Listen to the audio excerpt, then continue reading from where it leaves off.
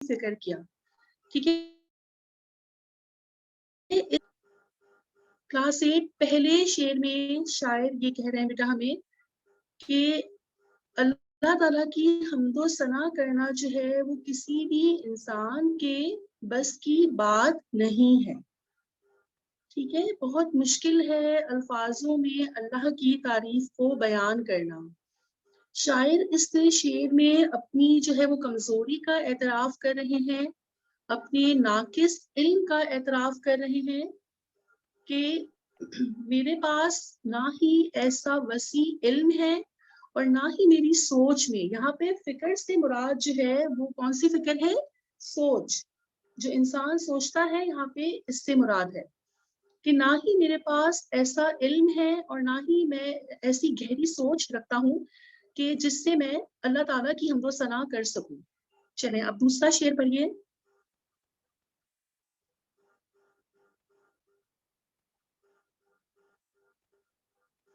شایان پڑھیے بیٹا دوسرا شعر.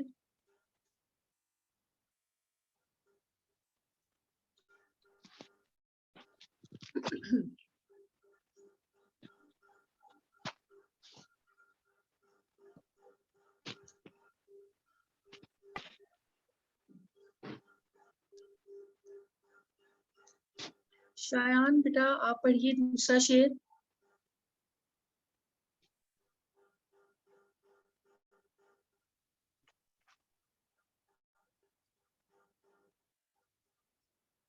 علی حسن آپ پڑھیں گے بیٹا دوسرا شعر پڑھیے جلدی سر.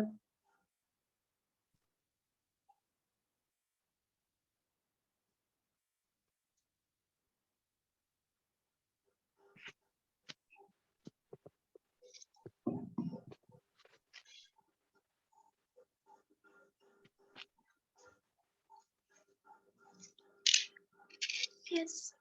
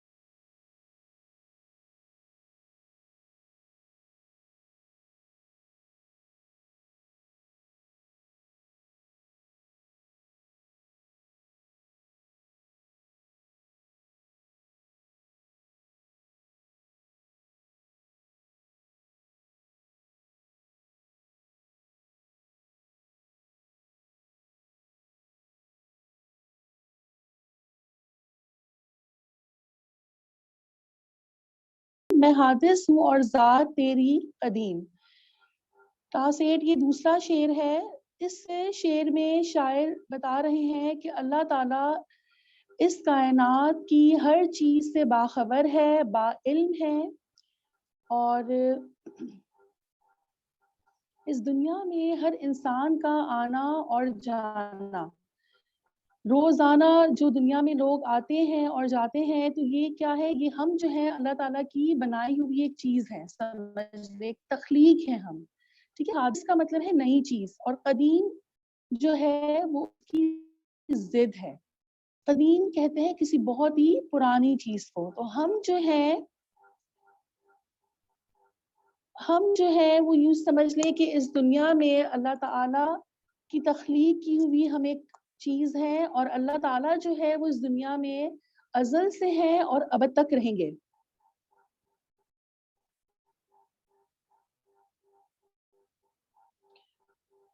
کلاس 8 آر یو لسن بیٹا؟ آپ کو آواز آ رہی ہے؟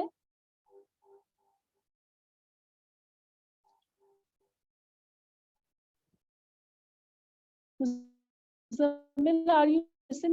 آواز آ رہی ہے آپ لوگوں کو؟ جی ٹیچر آ رہی ہے. ٹھیک ہے. اچھا، اب یہ ہے اس کا دوسرا شعر جس میں شاعر نے کہا ہے اللہ تعالیٰ کی جو ہے وہ بڑائی کا اعتراف کیا ہے کہ اللہ تعالیٰ جو ہے وہ اس دنیا کی ہر چیز سے باخبر ہے، با علم ہے، جبکہ ہم جو ہے وہ اللہ کی تخلیق کردہ ایک اشرف میں دی ہے اللہ نے. لیکن اللہ کی جو ذات ہے وہ سب سے قدیم ہے، ازل سے ہے اور ابد تک رہے گی. اچھا، اب آپ لوگوں میں سے جو ولنگ ہے بیٹا ریڈنگ کے لیے وہ ہینڈ ریز کر لیں تاکہ میں آپ کو انمیوٹ کروں اور آپ ریڈنگ کر سکیں. اوکے، خدیجہ بیٹا، خدیجہ ریڈ کریں.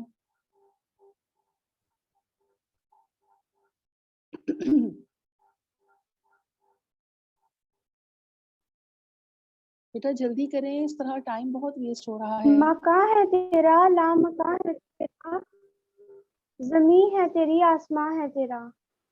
بس ٹھیک ہے. اب دیکھیں، مکاں ہے تیرا، لا مکاں ہے تیرا. مکاں کا مطلب جو ہے مکان کا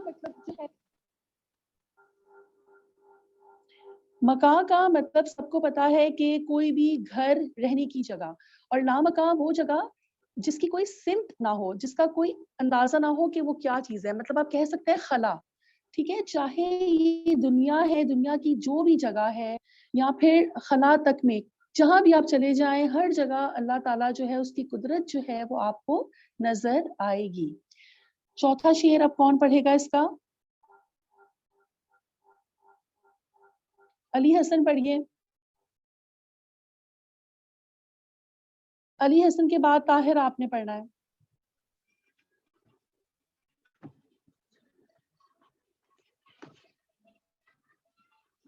تجھی سے صبا ہے، تجھی سے سوم، زمین پر ہے گل، آسمان پر نجوم. بس ٹھیک ہے. اب دیکھیں، بس ایک شعر بیٹا. تجھی سے صبا ہے، تجھی سے سموم. صبا کہتے ہیں وہ ہوا جو مشرق سے چلے، اور وہ ہوا جو موسم بہار میں چلتی ہے. صبا کہتے ہیں بہت ہی اچھی اور خوشگوار ہوا کو، جبکہ سموم جو ہے وہ صبا الٹ ہے، ضد ہے، متضاد ہے. ٹھیک ہے. سموم جو ہے وہ زہریلی ہوا، آپ کہہ سکتے ہیں گرم ہوا جو لو کے تھپیرے ہوتے ہیں، اس سے بھی آپ کہہ سکتے ہیں سموم. تو اس دنیا میں ہم اس کائنات میں دیکھتے ہیں نا بیٹا، موسموں کا تغیر، موسموں کی تبدیلی، یہ تمام چیزیں اللہ کی شان کو ظاہر کرتی ہیں. ٹھیک ہے. چاہے اب دیکھیں سردی کا موسم آتا ہے، گرمی کا آتا ہے، خزاں، بہار، یہ تمام چیزیں جو ہیں یہ اللہ کی قدرت کو ظاہر کرتی ہیں، اللہ کی شان کو، اللہ کی بڑائی کو. اسی کے حکم سے موسم جو ہے وہ تبدیل ہوتے ہیں. زمین پر گلستان ہے، باغ ہیں، چمن ہے. زمین کو ان چیزوں سے اگر اللہ نے خوبصورت بنا دیا ہے، تو آسمان پہ جو ہے وہ ہم دیکھتے ہیں چاند اور ستارے. ٹھیک ہے. رات کے وقت جو آسمان پہ چاند اور ستارے ہیں، یہ آسمان کی خوبصورتی میں اضافہ کرتے ہیں. چلیں اب طاہر آپ پڑھیے بیٹا نیکسٹ.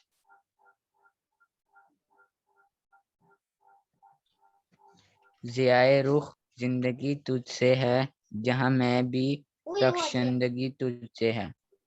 ٹھیک ہے. اب دیکھیں زندگی اگر ہے، اب دیکھیں زندگی ہو اور صحت کے ساتھ ہو تو اس کا ایک لطف ہی اور ہے، اس کی ایک چمک ہوتی ہے، زندگی کے چہرے کی روشنی. رخشندگی کا مطلب ہی چمک ہی ہے. تو آپ دیکھیں کہ جو روشنی ہے، جو زندگی کی روشنی ہے، اگر انسان زندہ ہے جب تک تو یہ اللہ کے حکم سے زندہ ہے. ٹھیک ہے. اللہ جب تک چاہتا ہے انسان صحت میں اور عافیت میں جو ہے وہ زندہ رہتا ہے، زندگی گزارتا ہے، اور جب اس کا حکم ہوتا ہے تبھی اس جہاں سے جو ہے وہ ہم رخصت ہو جاتے ہیں. اس دنیا میں آنا جانا، حیات اور موت، ہر چیز جو ہے وہ اللہ تعالیٰ کے ہاتھ میں ہے. سیکنڈ لاسٹ شعر کون پڑھے گا اس کا؟ شامیر آپ پڑھیے.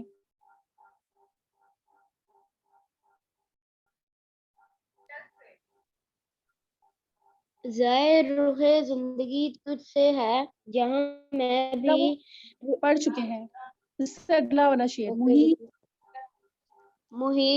محیط دو عالم ہے، قدرت تیری ہے کثرت کے پردے میں وحدت تیری. اب دیکھیں اس میں آپ نے عالم پڑھا ہے، یہ عالم نہیں ہے، عالم ہے. ٹھیک ہے. عالم ہم اس سے کہتے ہیں جو علم رکھنے والا ہو، جبکہ عالم سے مراد ہے دنیا. محیط تو عالم ہے، قدرت تیری ہے کثرت کے پردے میں وحدت تیری.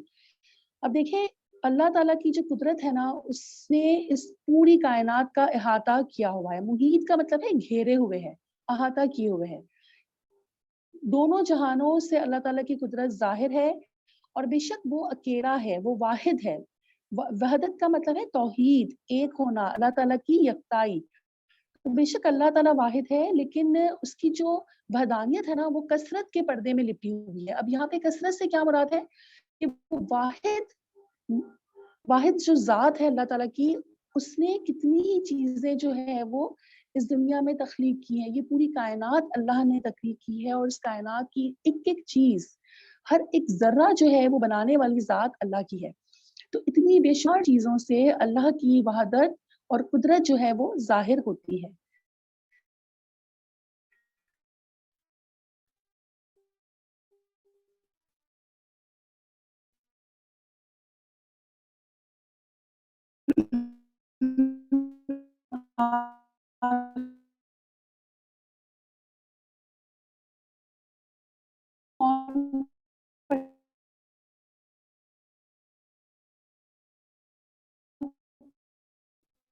سے تشبیہ دی ہے، یعنی کہ وہ آواز جو ہے پہاڑوں سے پانی کی، وہ زیادہ آپ کے اچھی لگتی، اور جو ہیں اتنے